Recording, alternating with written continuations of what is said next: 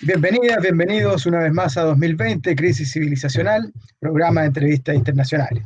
Hoy día tenemos con nosotros a un compañero argentino, Hernán Ubiña, quien es cientista político, doctor en ciencias sociales, un educador popular que ha dejado ahí su huella en varias organizaciones. Lo hemos tenido aquí en Chile varias veces con el movimiento de pobladoras y pobladores en lucha. Hola Hernán, es un gusto tenerte con nosotros hoy día. El gusto es mío. Bueno, Ignacio, felicitaciones por el ciclo en este contexto y por la posibilidad de estar conversando. A pesar de la distancia física, bueno, tender estos puentes es más importante en una coyuntura como la que vivimos. Claro, exactamente. Justamente pensamos nosotros que el pensamiento crítico ahora está en un momento crítico, en un momento fundamental donde tenemos que seguir desarrollándolo y compartiéndolo, ¿no? Excelente. Mira, en esa misma línea, podríamos comenzar hablando un poco de la situación argentina, ¿no? Que nos cuentes cómo están viviendo ustedes esta crisis en términos globales, no solo la pandemia. Bien, ahí la particularidad quizás de Argentina, aunque no es una excepción en el continente, es que Argentina antes de la pandemia ya venía transitando por una coyuntura de crisis muy aguda en términos socioeconómicos. Pensemos, bueno, lo que implicó el endeudamiento durante el gobierno de Macri con el Fondo Monetario Internacional, una deuda que en el grueso, digamos, sirvió simplemente para que se enriquezcan un puñado de empresarios, ¿no? La élite política y económica en aquel entonces, y no para paliar las necesidades, digamos, urgentes de la población. Entonces, a la coyuntura de pandemia que irrumpió hace poquitos meses, le antecedió un contexto de cambio de gobierno, digamos, una derrota al macrismo, diríamos, un sector mayoritario de la población entendió que derrotar al macrismo implicaba, por ejemplo, votar a Alberto Fernández, ¿no? Digamos, más allá de las caracterizaciones de lo que encarna Alberto Fernández, a través de esa dinámica, digamos, de las elecciones, sí se logró desplazar del poder al macrismo, no así al neoliberalismo, ¿no? A mí me gusta decir que el neoliberalismo es mucho más que un conjunto de políticas económicas, ¿no? que un recetario en términos de privatización y precarización, y más bien implica toda una gestión del conjunto de la sociedad. Por lo tanto, ahí hay una primera cuestión clave y que es todo un desafío en la actual coyuntura, y es en qué medida este nuevo gobierno, que de alguna manera ha tomado ciertas iniciativas en términos de políticas públicas al calor de la cuarentena, en qué medida puede romper, quebrantar esa razón neoliberal, ese conjunto, ¿no? de dimensiones que van más allá de un mero cambio de gobierno. Y en ese sentido, llevamos ya más de 80 días de cuarentena. Bueno, ya no es una cuarentena en un sentido, ¿no? Claro. de cantidad de días. Estamos casi llegando en unas semanas, y al menos hasta fines de junio, que es cuando se prevé ver, evaluar, sopesar si se extiende o no. Ya van a ser casi 100 días, ¿no? Para finales de junio. Es una cuarentena que se instaló muy tempranamente. Quizás ahí hay una diferencia con otras realidades latinoamericanas. Y ahí hay una dinámica ambigua. Por un lado, yo coincido con la necesidad de sostener esta cuarentena, pero la contracara ha sido un develamiento de las profundas desigualdades estructurales, hablando del neoliberalismo, que se exacerbaron durante todos estos años, ¿no?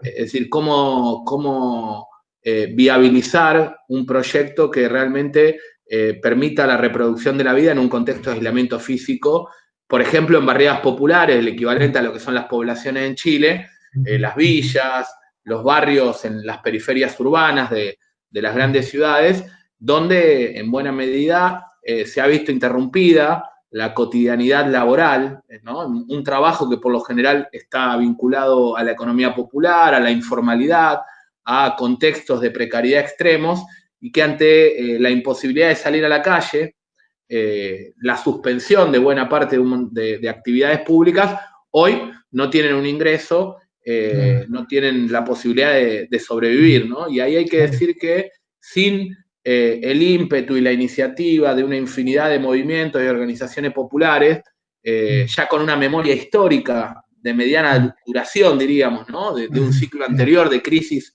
que fue el 2001, no es posible pensar en la sostenibilidad de la vida en estas barriadas populares, ¿no? Comedores, ollas, ¿no? Ollas populares, merenderos, hoy están involucrando a más de 10 millones de personas en todo el país, y ahí no llega por lo general el Estado, ¿no? Si bien ha tomado el gobierno algunas iniciativas para mitigar los efectos negativos de la cuarentena, sin embargo, hay todo un sector precarizado en su vida cotidiana que tiene, digamos, una condición muy vulnerable al momento de poder sobrellevar la cuarentena, ¿no? Ya solo en lo que es la región metropolitana, diríamos el equivalente a Santiago y la periferia, ¿no? Que lo rodea, más de la mitad de las personas tuvieron que endeudarse, ¿no? Y esa misma cantidad reconoció que se atrasó en el pago de servicios básicos. Entonces, es una coyuntura compleja, con muchos despidos, con decenas de miles de suspensiones en las empresas, con, digamos, un contexto que ya venía de la herencia del gobierno macrista, con más de un 35% de pobres, algo que se incrementó sobremanera en los últimos meses al calor de la pandemia. Sigue habiendo inflación, encarecimiento de los precios, y por lo tanto, esto es una bomba de tiempo, ¿no? Una bomba de tiempo en el sentido de que si no se toman medidas más drásticas, difícilmente se pueda sobrellevar la cuarentena en las condiciones que exige el propio Estado. Claro, claro. La tienen bien difícil ahí, ¿no? Acá, bueno, tú habrás visto también que estamos parecidos, pero con un gobierno como el de Macri, por decirlo menos, ¿no? Entonces, por ejemplo, los despidos y todas esas cosas ahora las propician descaradamente, hay una situación que tampoco va a aguantar mucho, mucho tiempo más. Es decir, estamos así de volver a estallar. Muy duro. ¿Y cómo ves tú ahí el tema del apoyo político, justamente en circunstancias que esto está tan mal, si no se radicaliza el gobierno de Fernández, ¿qué piensas tú que puede pasar ahí? Bueno, ahí hay que, sin duda igual hay que marcar una diferencia que no es menor, ¿no? Si comparamos con la dinámica de Brasil, la dinámica incluso de Chile, yo creo que ha habido algunos paliativos, ha habido algunas Claro, políticas, como decía antes, ¿no? Digamos, que si bien no han sido o no han estado a la altura, ¿no? De una coyuntura tan crítica, digamos, es diferente a lo que hoy está aconteciendo en términos de tragedia, ¿no? Humanitaria y sanitaria en el propio Brasil, ¿no? Entonces sí, ha habido un cierto refuerzo, por ejemplo, para jubilados y jubiladas, un bono extraordinario, ha habido un ingreso familiar de emergencia, por cierto, muy escaso en términos de ingreso, ¿no? Son 10.000 pesos argentinos, que es poco y nada, claro, digamos, ¿no? claro. Estamos hablando de, digamos, digamos, casi un poquito más de $100, ¿no? No es Ujú, mucho. ujú, Imagínate para un núcleo familiar, porque además no lo pueden cobrar claro, dos personas de una misma familia. Esto es un paliativo elemental, que no resuelve los problemas a fondo. Ahora, de todas maneras, yo creo que así todo, la coyuntura crítica, el ahogo presupuestario del propio Estado lleva a tomar ciertas medidas. Bueno, ahora hace minutos nomás, se anunció la expropiación de Vicentín, es una empresa cerealera que está quebrada, digamos que durante el gobierno de Macri hubo un enriquecimiento fraudulento también a través de empréstitos, de préstamos, ¿no? De créditos millonarios que otorgaba el propio gobierno, a pesar de que no era solvente esa empresa, y es una de las empresas cerealeras más importantes acá en Argentina, que de alguna manera condiciona también la fijación de precios de los productos ujú, que están vinculados diríamos, con la soberanía alimentaria de un país. ujú, Entonces, es una medida no menor, digamos, una medida que ujú, vamos a ver cómo avanza, porque se van a seguir como todos los pasos legales para garantizar una expropiación, pero de todas maneras abren, digamos, una cierta expectativa en términos de la posibilidad de avanzar con ciertas medidas más radicales claro. que ya se vienen planteando desde hace tiempo por parte de muchas organizaciones y movimientos populares, ¿no? Sí. En particular, la urgencia, la necesidad de construir, de crear una empresa nacional de alimentos, de producción de alimentos. Exacto, qué Porque bueno. esta es una coyuntura crítica donde se puso sobre el tapete, bueno, la ausencia de soberanía alimentaria, desde lo más Exacto, elemental, que exacto. son las semillas, la producción de semillas, hasta lo que es la producción en sí, ¿no? De los alimentos. Argentina tiene la particularidad de ser un país que potencialmente puede dar de comer a 300 millones de personas. Y sin embargo estamos hablando de más del 40% de pobres, ¿no? De más de la mitad de los niños y niñas empobrecidos, ¿no? Más de la mitad de los pobres son niños, más de la mitad de los niños y niñas son pobres.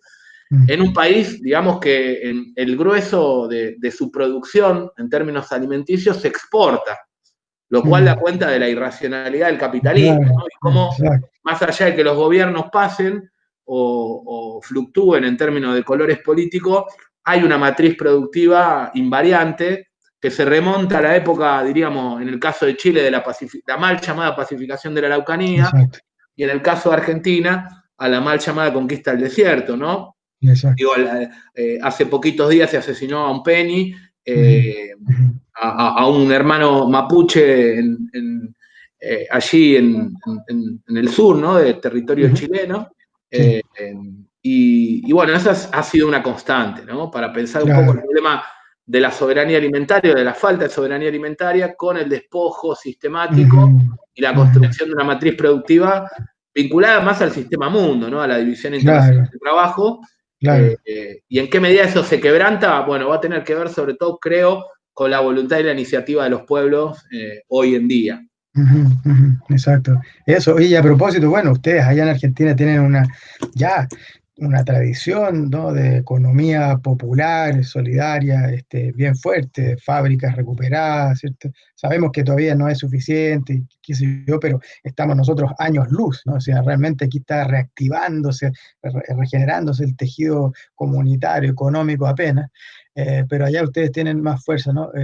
¿Cómo ves ese panorama? Están, yo creo, siendo una fuerza auxiliar potente, ¿no? Sí, ahí efectivamente el 2001, digamos, parece algo reciente, pero se remonta a casi 2 décadas, ¿no? Ya, Por eso claro, yo decía que hay una memoria no solo corta, sino exacto. también una memoria de mediana duración, incluso una memoria larga de los años 80 y 90 de resistencia al neoliberalismo. Y ahí se Mm, fueron gestando diferentes tramas comunitarias de reproducción de la vida. La mm, experiencia de la olla popular, que ustedes también la conocen, ¿no? En la claro. resistencia a la dictadura, los primeros paros Ujú, nacionales, bueno, las eso. poblaciones. La última vez que anduve por allá tuve la oportunidad de ir a La Victoria, de conversar con Ujú, compañeras que arrancaron con las primeras ollas populares a mediados de los 80, ¿no? eso. Y esa memoria histórica, en el caso de Argentina del 2000, 2001, 2002, 2003, hoy se está recreando, revitalizando en las barriadas Mm, para mm, garantizar la sostenibilidad de la vida, ¿no? claro. Entonces, esa economía popular basada en el cooperativismo, en la ayuda Ujú, mutua, en la ujú, autogestión, hoy ujú, es un puntal fundamental para mm, resistir en este contexto de pandemia y también para fortalecer núcleos de poder popular a nivel eso, territorial, ¿no? claro. Creo que esta es una crisis que también nos tiene que servir para redoblar la apuesta por la construcción de espacios de construcción, de edificación de instituciones diferentes, ¿no? Digamos, que Ujú, rompan con la lógica estatal, liberal burguesa, refractaria a la participación. Claro, no es el mismo contexto que el del 2001. Yo creo que incluso la mm, crisis que vivimos es una crisis civilizatoria más aguda y más, claro. profunda, porque si en aquel entonces era un contexto de vulnerabilidad extremo, todavía no había acontecido la crisis del 2008 del capitalismo, ¿no? Claro, exacto. Entonces, una crisis que a mi modo de ver no solo no se cerró, sino que ahora se agudiza a niveles extremos al calor de la pandemia. Hay quienes ya están planteando que la actual crisis es una crisis peor que la de los 30, que la de 1929-1930, y ahí la economía popular, la autogestión, la dinámica de lo comunitario, ¿no? La territorialidad entendida en un sentido amplio, yo creo que tiene un rol fundamental. Por eso no es casual que se hayan ampliado, expandido, pero a la vez fortalecido las que ya existían en términos de ollas populares y de comedores, que hoy involucran, para que te des una idea, en un sentido amplio, no solo a las organizaciones de izquierda, pero allí tienen un rol clave, alrededor de 12 millones de personas que comen en comedores y en merenderos en Argentina, ¿no? Muchísimo. Entonces, ahí hay toda una trama societal, ¿no? Hay organización popular, hay solidaridad. Mariátegui lo llamaría elemento de socialismo práctico, ¿no? Eso, Y hay una vincularidad que no está basada en la competencia, que no está basada en el individualismo, sino en el apoyo mutuo, ¿no? Y ese es un puntal, un embrión en términos subjetivos para pensar que la salida de esta crisis sí o sí tiene que ser colectiva y se tiene que apoyar en la organización popular. Exacto. Muy interesante. Yo creo que estamos viendo eso a lo largo del mundo, de cómo los procesos autogestionarios, los procesos de construcción de poder popular empiezan a complejizarse, empiezan a hacerse más densos, a diversificarse, ¿no? Simultáneamente, porque por supuesto es el trabajo vivo, es la pulsación de la vida misma tratando de bancarse la muerte que viene. Ahí en Argentina yo supe que hace un tiempo atrás, antes de la pandemia, había surgido una organización bien interesante que tienen allá, que es la UTEP, ¿no? Es una especie de sindicato, pero que agrupa que va un poquito más allá de la cosa del trabajo, casi puede decir una especie de sindicato urbano. ¿Tú estás algo al tanto al respecto que nos contaras? Sí, la UTEP surge a partir de la confluencia de diferentes organizaciones y movimientos más vinculada al trabajo de la economía popular, de la economía social, de la economía solidaria, del cooperativismo, a partir de la articulación de un sector importante que ya estaba organizado dentro de lo que es la CETEP, ¿no? La Confederación de Trabajadores y Trabajadoras de la Economía Popular, más otros nucleamientos que vienen de la tradición piquetera, de trabajadores y trabajadoras desocupadas, y que, digamos, constituyeron la UTEP como un sindicato movimiento, diríamos, ¿no? Digamos, ahí de nuevo, hablando de las tradiciones y de las memorias que se van aunando, de las temporalidades, ¿no? Que se van articulando, hay que decir que aquí hay una memoria de mediana y larga duración en Argentina que remite a la organización sindical, una organización que tiene más de 100 años, ¿no? Claro. Como las mancomunales, como los sindicatos allí en Chile, ¿no? Y que se fueron transformando, pero han perdurado. Entonces, hay una tradición sindical en Argentina muy importante. Ahora, no es la tradición del sindicato corporativo, del trabajador, digamos, ¿no? En condiciones de empleabilidad estable, sino que mutó hacia una forma más movimentista. Digamos, es un sindicato movimiento, es una organización más vinculada a lo que son las luchas recientes en contra del neoliberalismo, las empresas recuperadas que vos mencionabas, ¿no? Acá, digamos, en Argentina hay más de 200 empresas autogestionadas, el movimiento de trabajadores y trabajadoras desocupados, el movimiento piquetero, ¿no? Como una columna importante dentro de la constitución de este espacio. También cartoneros y cartoneras, ¿no? Digamos, la organización villera, es decir, en las villas, la autoorganización más de tipo vecinal y el cooperativismo, todo eso se amalgamó en la constitución de la UTEP, ¿no? Y en ese sentido me interesaba, bueno, plantear que es todo un desafío la discusión en torno a la conformación de este nuevo sindicalismo, ¿no? ¿En qué medida el sindicato logra romper con la lógica corporativa o sectorial tradicional de los sindicatos por oficio y en qué medida puede aunar las nuevas expresiones de lucha popular que van más allá del mundo del trabajo, entendido en un sentido industrial o fabril, ¿no? Claro.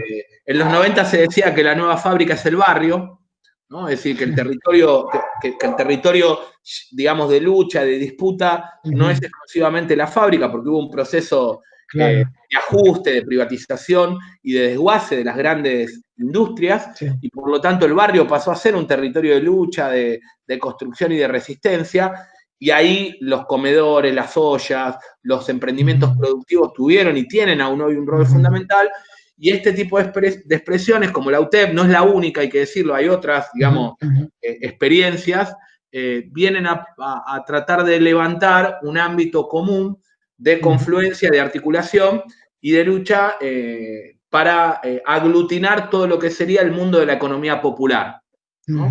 Yo creo que ahí hay grandes desafíos. Uno no menor es en qué medida se logra sostener la autonomía ideológico-política y organizativa más allá de los gobiernos. Y ese no es un dato menor, porque la UTEP en este último tiempo, bueno, no solo ha tenido un acercamiento al gobierno de Alberto Fernández, sino que de hecho logró incorporar a sus principales referentes como funcionarios políticos del gobierno de Alberto Fernández. Y ahí hay una tensión, digamos. Hoy salieron, un sector importante salió a hacer ollas populares en las calles, salió a exigir que no se están dando alimentos como corresponden en los comedores comunitarios. Entonces hay una tensión, Claro. ¿no? Que ya en algún momento se discutió e incluso se teorizó. Un historiador marxista, ¿no? Publicó un libro muy interesante de análisis del peronismo que se llamó Resistencia e Integración, ¿no? Me parece que esta ambigüedad entre la capacidad de resistencia y de lucha, pero también, digamos, la tendencia a una integración, ¿no? Intrasistémica al interior del propio Estado, es una tensión constitutiva de este tipo de nucleamientos, ¿no? Exacto. Bueno, en Argentina está la experiencia del peronismo, que es una particularidad si pensamos en el resto de la región, ¿no? Y ahí hay una matriz, si se quiere, nacional, popular, ideológica, más, podríamos llamar estadocéntrica, más pensando que la construcción de un proyecto emancipatorio, transformador, tiene que darse fundamentalmente desde el Estado. Y eso yo creo que tiene ciertas limitaciones. Entonces, si por un lado es relevante que se haya logrado constituir un espacio tan amplio, diverso y heterogéneo, con una capacidad de movilización e incluso de articulación mayúscula, casi no hay antecedentes en el corto plazo en Argentina, en el caso de la UTEP, ¿no? Por el otro lado está este peligro de la integración, de una dinámica más de subalternidad al interior de un gobierno que se presenta como progresista, pero que si vos no tenés un margen de distancia que te permita un análisis crítico e incluso una posibilidad de confrontación en aquellas medidas que vulneran los intereses concretos de los sectores populares, bueno, ahí está el peligro, digamos, de que efectivamente se convierta en un nucleamiento que de alguna manera termina siendo funcional, ¿no? O en cierta medida compatible con un proyecto de tipo gubernamental o puramente estatal, ¿no? Entonces, ahí lo planteo más bien como desafío, porque no es, creo, exclusivo de Argentina, que es la relación con los gobiernos progresistas, en particular con ciertos gobiernos ambivalentes, como puede ser el que encarnó el kirchnerismo, y un eje que sí creo que es clave es la autonomía, ¿no? Es decir, más allá de que se puedan apoyar, incluso acompañar activamente ciertas políticas públicas y medidas que benefician a los sectores populares, no perder nunca la autonomía como columna vertebral, como eje de construcción de carácter estratégico, ¿no? Más allá del gobierno y del tinte ideológico que encarne un presidente. Claro, es muy interesante. Y mira, a propósito de esto, ¿no? De resistencia e integración, tú sabes que acá en Chile, bueno, aquí, entre varios movimientos populares, hemos levantado lo que llamamos una herramienta política, que es el Partido de Igualdad. Y allá en Argentina yo entiendo que hace un tiempo atrás, en las últimas elecciones, quizás, no sé, bueno, el MPLD estaba ahí en eso, ustedes también tenían una herramienta. ¿Cómo eso siguió? ¿No pudo seguir? ¿Qué pasó ahí? Sí, hay varias plataformas, nucleamientos, instrumentos, ¿no? Políticos, Claro. como lo llaman también en Chile, ¿no? Similar a la igualdad, que se han construido, algunos de más largo plazo, es decir, que ya tienen quizás poquito más de una década, y otros que son muy recientes, digamos, ¿no? Yo creo que buena parte de ellos se han conformado al calor del 2015, 2017, 2019, ¿no? Para las últimas elecciones. Y bueno, son experiencias interesantes. No estoy tan de acuerdo con esa hipótesis de dar el salto de lo social a lo político, porque acá se ha debatido mucho, ¿no? La necesidad de dar el salto de lo social a lo político. Creo que hay politicidad en las experiencias sociales, es decir, que es una nueva forma de hacer política. Sí, me parece interesante la discusión en torno a la necesidad de dar una disputa no solo por fuera del Estado, sino también al interior del Estado. Pero para tensionar las lógicas estatales, no para integrarse, como decíamos antes. Entonces, esas experiencias han sido experiencias muy interesantes. Yo creo que las más potentes tal vez tienen que ver con experiencias de tipo local, a nivel municipal o provincial. ¿Por qué? Porque en los otros casos, por lo general, se ha terminado apoyando a expresiones que son externas a las propias organizaciones populares. El caso más concreto, en donde muchas de estas organizaciones que vos mencionabas terminaron, digamos, siendo partícipes, incluso presentando candidatos dentro de las listas del Partido Justicialista, fueron las elecciones presidenciales que también coincidieron con elecciones de diputados y senadores del año pasado, ¿no? Y ahí, de nuevo, veo una dificultad y es, así como ha habido un debate dentro de la izquierda chilena en torno a si de lo que se trataba era de sumarse, ¿no?, a la nueva mayoría o a expresiones, ¿no?, más propias de la vieja política o fortalecer un conglomerado de nuevo tipo, y creo que más allá de que estalló, en su momento el Frente Amplio aspiró, ¿no?, a ser más bien, en términos gramscianos, lo nuevo que estaban haciendo y no lo viejo que no terminaba de morir.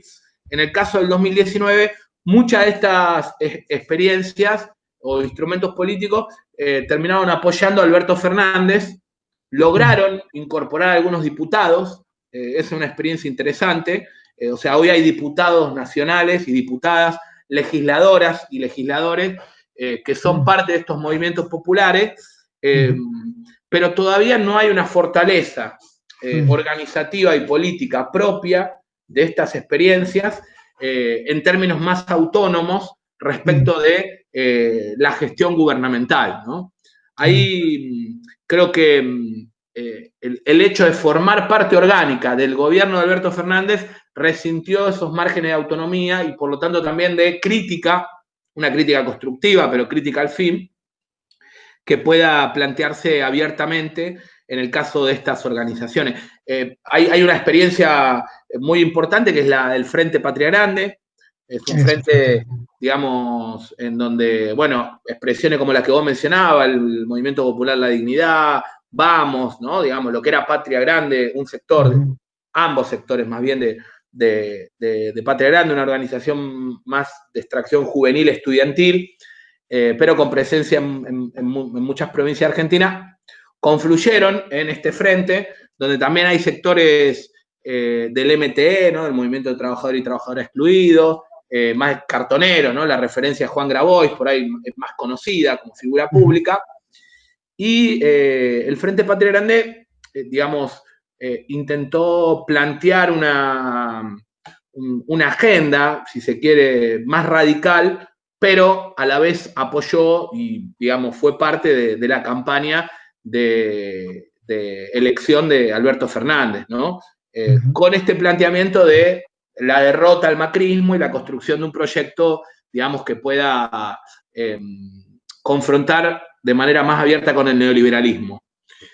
De todas maneras, la asunción de Alberto Fernández y a los pocos meses el hecho de la pandemia, la cuarentena y todas estas medidas excepcionales, creo que han dificultado esas posibilidades de construir una agenda propia, de avanzar a nivel más propositivo, en el caso específico, ¿no?, de este nucleamiento. Y a la vez está ese gran desafío que yo mencionaba, que es el de la autonomía. Me parece que por momentos se licúa esa autonomía estratégica al calor de las iniciativas gubernamentales y los proyectos que se impulsan desde el oficialismo, ¿no? Digamos, desde el gobierno de Alberto Fernández, pero también a nivel legislativo, en la bancada de lo que sería el Frente para la Victoria, el Partido Justicialista, porque hay que decir que Alberto Fernández triunfa en las elecciones al calor, digamos, y en función de un bloque político compuesto por sectores con gran peso dentro de las estructuras tradicionales de poder, ¿no? Estamos hablando de gobernadores muy conservadores, estamos hablando de intendentes también, que en su momento, y dirigentes políticos que supieron ser parte de instancias de la vieja política, ¿no? Incluso cómplices activos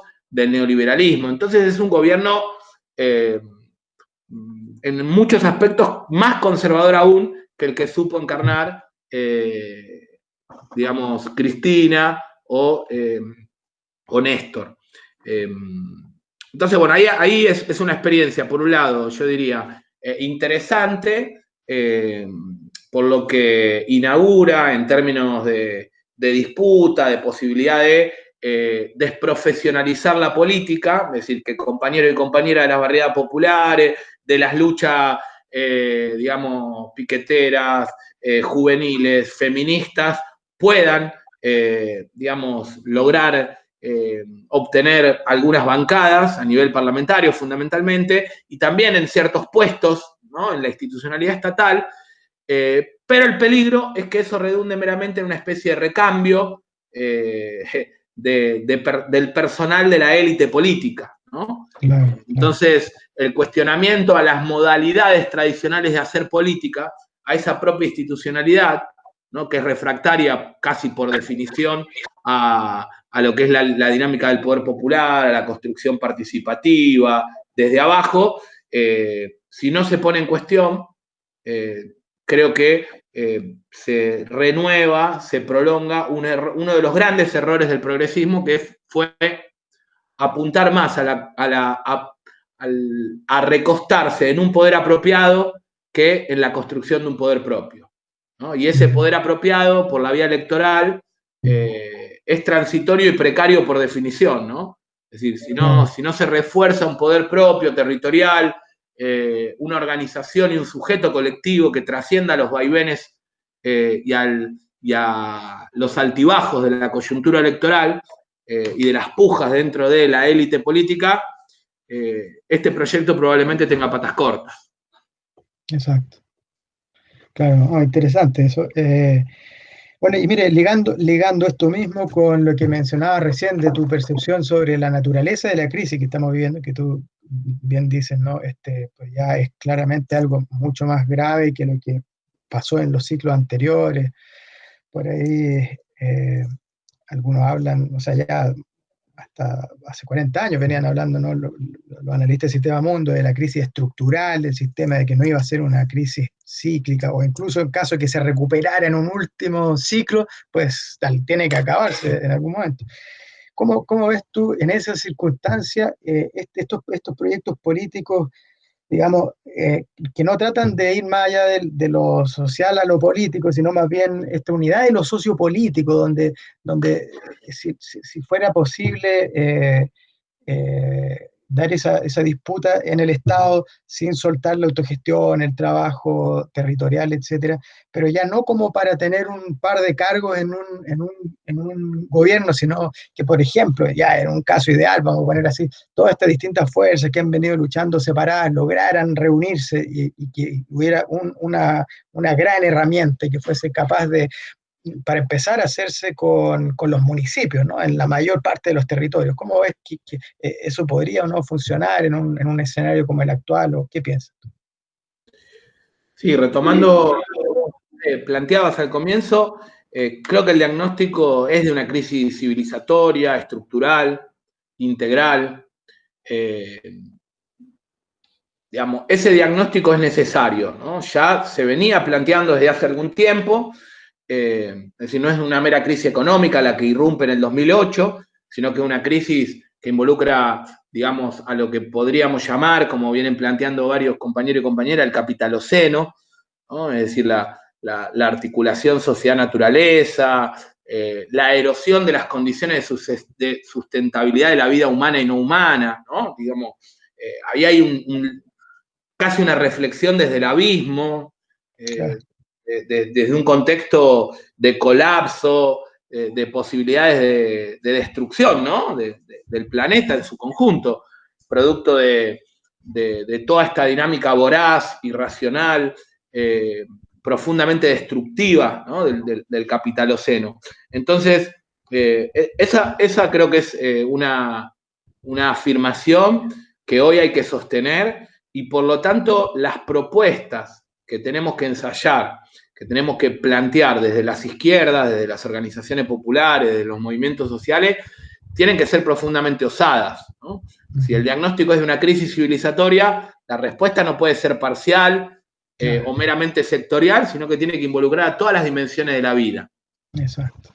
Como vos decís, sin duda las organizaciones y los movimientos necesitan hoy de mayores niveles de unidad, ¿no? Ese es un desafío no menor.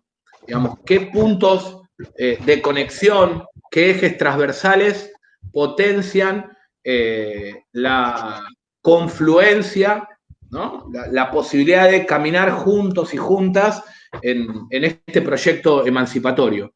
Una primera, que parece menor, pero no lo es, y que todavía está en ciernes, lamentablemente, en las organizaciones y movimientos populares, es que coincidimos en el diagnóstico, esta es una crisis civilizatoria, incluso se asume que es una crisis global, de hecho la pandemia no hace más que reforzar ese carácter planetario de la crisis, y sin embargo se resiente el internacionalismo.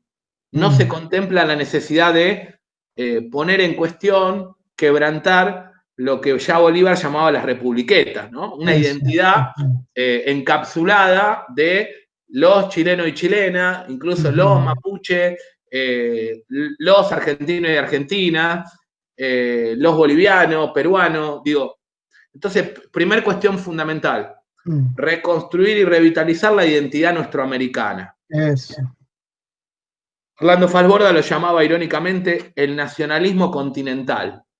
¿No? Es decir, un oxímoron. Claro. Nacionalismo en el sentido de toda nuestra América, ¿no? Es un territorio común que habitamos, y la diversidad no es un límite, sino que es una potencia, ¿no? Para un pensamiento no sectario, para una cosmovivencia por definición plural, habitada por lo diverso. Entonces, digo, de mínima recrear la identidad nuestroamericana, pero sobre todo de máxima pensar en una proyección de carácter global, ¿no? En un internacionalismo de nuevo tipo, quizás sin centro, ¿no? Descentrado, no disperso en un sentido fragmentado, sino, digamos, en una clave de una red que tenga algunos puntos de condensación, pero creo que esa es una tarea pendiente. ¿Cómo fortalecemos un proyecto y un sujeto que trascienda fronteras nacionales y estatales? Porque, por ejemplo, digamos, menciono algo entre otros desafíos. El extractivismo, ¿no? Requiere pensar alternativas de vida digna que sí o sí van a requerir de la articulación de un acuerdo mancomunado de los pueblos de mínima del cono sur.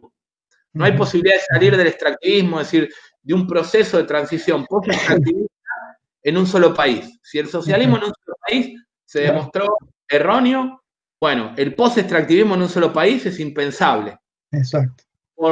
Incluso por la estructuración de nuestras matrices productivas, ¿no? Por el colonialismo y la constitución, la sedimentación en el largo plazo de nuestras economías, ¿no? A nivel latinoamericano.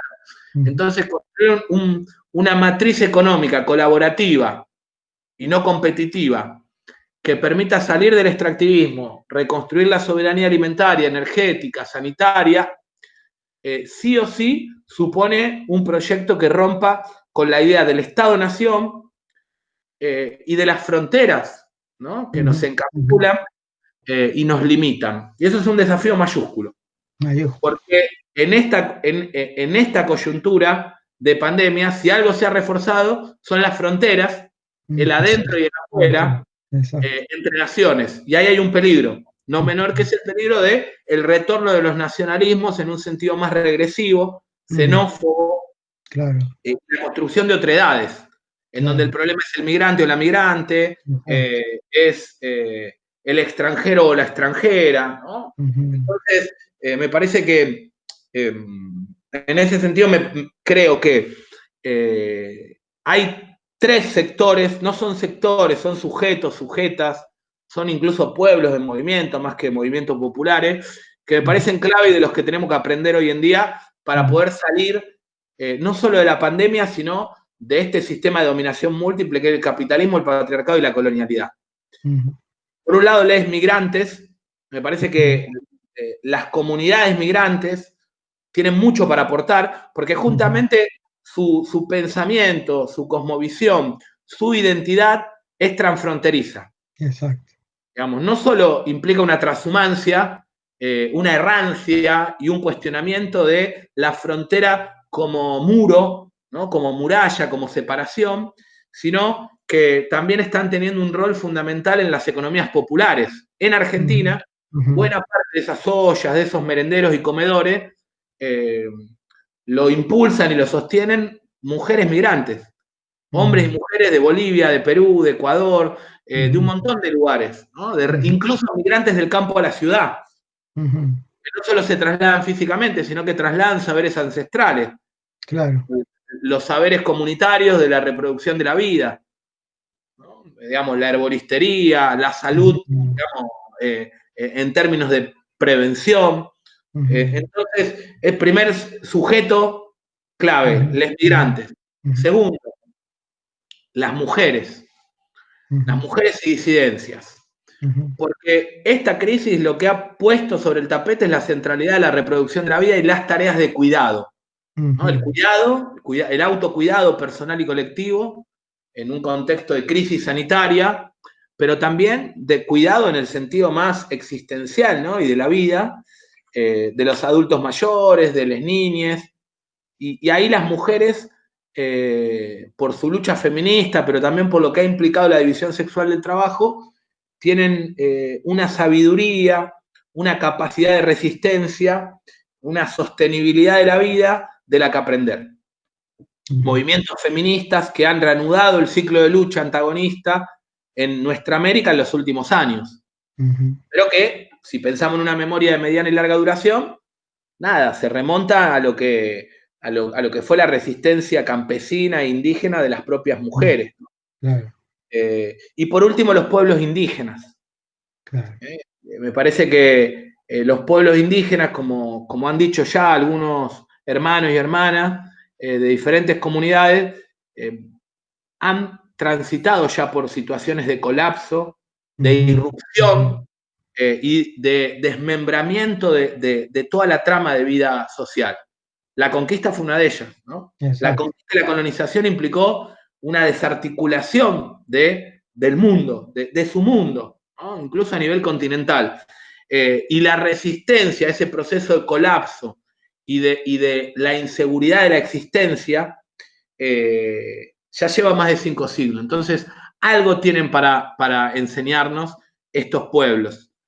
Sin duda el pueblo mapuche, ¿no? Uno de los pocos pueblos que no pudo ser doblegado en todos los siglos de colonialismo, y que hoy sigue en pie y por eso también hay un ensañamiento particular, ¿no? Con los con los hermanos y hermanas. Entonces, digamos, ahí hay 3 sujetos, procesos, y agregaría un cuarto que son los movimientos urbanos populares, digamos, los movimientos de lucha por la vivienda colectiva, por la reproducción de la vida, ¿no? En defensa de el derecho a la ciudad, ¿no? Una revolución urbana que pueda tender puentes y articular campo y ciudad. Me parece que una de las cuestiones que hoy también, en términos de esto de qué olla destapó, ¿no? Esta pandemia, la necesidad de pensar un vínculo distinto entre campo y ciudad. Exactamente. De reconfigurar la trama urbana, de romper con la lógica de la gentrificación, el hacinamiento, ¿no? Un dilema, una tragedia incluso humanitaria. En Argentina es el hacinamiento en las villas de emergencia, en las barriadas populares. Entonces, este es un sistema insustentable desde donde se lo mire y por lo tanto creo que la pandemia devela las profundas desigualdades intrínsecas de un capitalismo que es por definición inhumano, insustentable en términos socioambientales también, y nos plantea la defensa de la vida en todas sus formas como una tarea militante en nuestra cotidianidad, ¿no? Entonces, ahí, como para ir cerrando, creo que de lo que se trata también es de aunar temporalidades. Cómo garantizar ciertas conquistas parciales, el aquí y ahora, ¿no? Cómo presentar en el presente esa sociedad post-pandémica, pero también post-capitalista, antipatriarcal, descolonizada, que rompa con la relación instrumental que se tiene con la naturaleza, pero también ir construyendo una temporalidad más densa, más prolongada, de largo aliento, porque sin duda que la alternativa civilizatoria que podamos edificar va a implicar un transitar y un camino prolongado, ¿no? Digamos. Entonces, el problema de la temporalidad, de cómo aunar temporalidades, creo que es uno de los grandes desafíos, porque paradójicamente separó el mundo, entre comillas, sabemos que no separó del todo, en ese parate también hubo un quiebre espaciotemporal. Por un lado quedó claro quiénes mueven el mundo, quiénes movemos el mundo, que somos los trabajadores y trabajadoras, pero por el otro lado también nos obliga a repensar el aceleracionismo temporal en el que nos ha sumido el capital, ¿no? Entonces, construir una temporalidad más vinculada, diríamos, y ahí están los pueblos indígenas, las comunidades campesinas, los migrantes, más vinculada al tiempo estacional, al tiempo del cultivo y de la siembra, y no al tiempo cronometral del reloj y de la ley del valor, ¿no? Entonces, creo que ese también es uno de los grandes desafíos. Muy interesante perspectiva que propusiste acá. Claro, son realmente grandes desafíos y se trata justamente, como dices tú, de un ejercicio prefigurativo a 3 tiempos, ¿cierto? Inmediato, mediano, largo plazo, a escala local, nacional y global, continental. No, es difícil. ¿Y cómo te imaginas tú que podía darse ese tipo de articulación? Porque estamos hablando ya, si tuviéramos esa unidad que permitiera a niveles municipales hacernos con los municipios, eventualmente en algún otro país, hacerse, además de los municipios, con el gobierno, ¿cómo podía ser, cómo sería, te imaginas tú, ese paso de nuestro americano, ya una organización continental, en ese sentido más estructural político? Bueno, Es un ejercicio de ciencia ficción, pero... Es un ejercicio de ciencia ficción. Los momentos de crisis, los momentos refundacionales de la sociedad, pero también de los estados, son interesantes porque son escuela de conocimiento, ¿no? Son momentos propicios para refundar la teoría, pero también para ensayar prácticas concretas. Y Orlando Falsborda, en el contexto de la Asamblea Constituyente de finales de los años 80 en Colombia, plantea algo interesante. No se trata solo de una nueva juridicidad estatal, los procesos constituyentes, y estoy pensando también en Chile, sino que él decía, tenemos que generar un reordenamiento territorial. Ese reordenamiento territorial no va a coincidir necesariamente con las fronteras estatales y municipales. Exacto.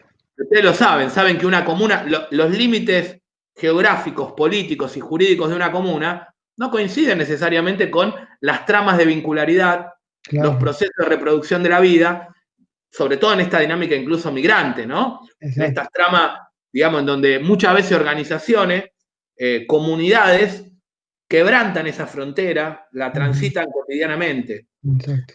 Entonces, creo que un gran desafío es el reordenamiento territorial de manera tal que esas fronteras se acerquen más a las identidades y tramas de reproducción de la vida y menos a los límites arbitrarios que han fijado los estados. Exacto, interesante. A nivel regional, por ejemplo, yo creo que el norte de Argentina tiene más que ver con la realidad andina y el territorio Claro, boliviano, y no exacto. estoy diciendo con eso que tienen que ser parte de Bolivia, porque No, eso no, sería claro, caer en un esquema la misma lógica. estadocéntrico de las fronteras Exacto, artificiales que exacto, vulneraron, que fracturaron pueblos enteros y comunidades. Más bien lo que claro, estoy diciendo es cómo reordenamos, reorganizamos socioespacialmente a nivel territorial a nuestras realidades, ¿no? De manera tal que podamos, digamos, garantizar también en esa interescalaridad que vos mencionabas de lo municipal, lo provincial, diríamos, en Argentina, lo estatal en un sentido más nacional, lo plurinacional, que es toda una eso, otra además, cuestión claro. que vienen a plantear con fuerza los pueblos indígenas, pero también los feminismos. El último encuentro, que hasta ese entonces se llamaba Nacional de Mujeres, pasó a ser definido como un encuentro plurinacional de mujeres en Argentina. Mira, buenísimo. Y ahí, bueno, hay una exigencia de plurinacionalidad que nos involucra, ¿no? Claro, Esa plurinacionalidad va a requerir de un reordenamiento territorial. exacto. Entonces, me parece que ahí, bueno, repensar o reordenar territorialmente la realidad de nuestra América. También repensar y ensayar o experimentar formas de autogobierno, digamos, donde la dinámica de proximidad habilite formas de gestión de lo público en términos más participativos, ¿no? Estoy pensando en toda la experiencia y el planteo, la propuesta de los municipalismos libertarios, ¿no? De la posibilidad de hermanar y mancomunar sin que se encapsule, ¿no? Me parece que por eso la interescalaridad es importante. Claro. Y, y, ahí, y ahí sí, por ahí soy más crítico de los formatos de los Estado-Nación. Me parece que el formato del Estado-Nación está en crisis. No se trata de pluralizar al Estado en una clave meramente de un esqueleto estatal que cobija otras identidades. Se trata de reinventar, si se quiere, de refundar estados o incluso formas de gobierno interescalares que no necesariamente coincidan con lo que son las estructuras republicanas tradicionales de los Estados-Nación, ¿no? Y ahí hay que apelar a la imaginación, ¿no? Mariátegui por ahí dice que nuestros libertadores y libertadoras fueron, fueron revolucionarios porque tuvieron una gran capacidad imaginativa, ¿no? Claro. Creación heroica. Y en esa clave de inventar o errar, como decía Simón Rodríguez, ¿no? De generar procesos de experimentación que no calquen ni copian en términos mariateístas, está la posibilidad, ¿no? de construir un nuevo orden sociopolítico, ¿no? Una nueva geometría del poder, si se quiere. Con esta advertencia, ¿no? Que planteaba un compa cubano, Fernando Martínez Heredia, ¿no? Muy querido. Estas apuestas siempre van a combinar poder y proyecto. Poder y proyecto. Pero siempre el poder tiene que estar al servicio del proyecto. Cuando el proyecto está al servicio del poder, cuando el proyecto se instrumentaliza en función de la perdurabilidad en el poder, la consolidación en el poder, bueno, ahí las derivas seguramente tengan que ver más con lo autoritario, lo burocrático, ¿no? Y no tanto con el autogobierno, con las apuestas emancipatorias, ¿no? Entonces esa tensión entre poder y proyecto, e incluso entre poder propio y poder apropiado, me parece que se van a combinar de diversas maneras en estas dinámicas. Pero bueno, es un tiempo donde se trata de ser, sobre todo, osados y osadas, más que vanguardistas, ¿no? A mí siempre me gusta diferenciar entre osadía y vanguardismo. Las izquierdas somos más proclives al vanguardismo y poco osadas. Y necesitamos más osadía y no tanto vanguardismo de minorías reducidas, ¿no? Que se crean tener la verdad revelada, sí la osadía de la creatividad, de la audacia, ¿no? De no perder la iniciativa, de no ser sectarios y sectarias, pero tampoco pragmáticos o pragmáticas, de evitar claro, esos dos vicios que son tan recurrentes de las izquierdas, y de animarnos también a cabalgar la contradicción, ¿no? claro, Digamos, a pensar que los movimientos son movimientos contradictorios en muchas ocasiones, pero también pensar a la contradicción en movimiento, mm, ¿no? En ese mismo dinamismo se pueden ir limando, superando las dificultades, las taras de, de un contexto que también habitamos, ¿no? Esta claro, crisis es una crisis también cognitiva, una crisis exacto, de la matriz a partir de la cual intentamos comprender el mundo y habitarlo, ¿no? Entonces, hay límites que también son límites cognoscitivos claro, exacto, en esta coyuntura. Si hay que reinventarlo todo y tener osadía, también tenemos que poder poner en cuarentena los conceptos y las categorías a partir de los cuales hasta hace poquito intentábamos no solo comprender el mundo, sino también transformarlo. exacto, exacto, es parte del virus capitalista patriarcal colonial. Sí, pues no, muy bien, como dices, yo también pienso que es decir, estas contradicciones hay que cabalgarlas. Estamos viviendo, si esto es una crisis civilizacional, por supuesto que estamos viviendo una transición, y las transiciones de esta escala son largas. Entonces se va a dar unos procesos híbridos, en tanto vamos prefigurando esos otros mundos que queremos.